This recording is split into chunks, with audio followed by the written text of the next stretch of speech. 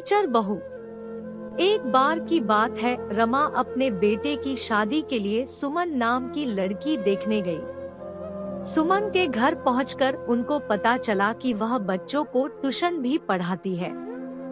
रमा के बेटे और सुमन के बीच बात के बाद रमा ने सुमन से कहा कि हम नहीं चाहते कि हमारी बहू बच्चों को पढ़ाए, इसलिए शादी के बाद सुमन को बच्चों को ट्यूशन पढ़ाना बंद करना होगा। सुमन इस बात पर सहमत हो गई। इसके कुछ दिनों के बाद सुमन और रमा के बेटे की शादी हो गई। शादी के बाद रमा ने अपनी बहू को कहा कि वह तैयार हो जाए। शाम को पड़ोस की औरतें उसको देखने के लिए आने वाली है। सुमन तैयार हो गई, जिसके बाद पड़ोस की औरतें सुमन को देखने के लिए आ गई। वह सुमन को देखकर रमा से बोली कि तेरी बहू तो बहुत सुंदर है। एक औरत ने पूछा, क्या यह नौकरी भी करती है?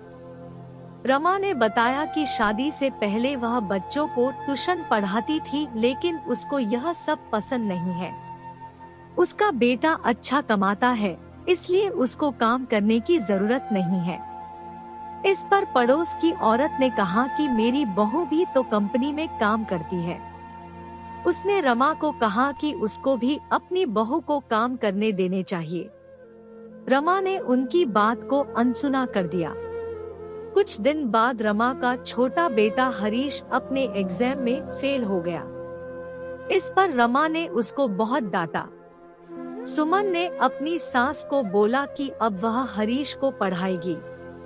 रमा ने बोला कि हरीश को वह कितना ही पढ़ा ले, लेकिन वह पास नहीं होगा क्योंकि वह पढ़ाई में ध्यान नहीं देता। इसके बाद सुमन हरीश को रोज पढ़ाने लगी। हरीश को अपनी भाभी का पढ़ाया हुआ अच्छे से आने लगा।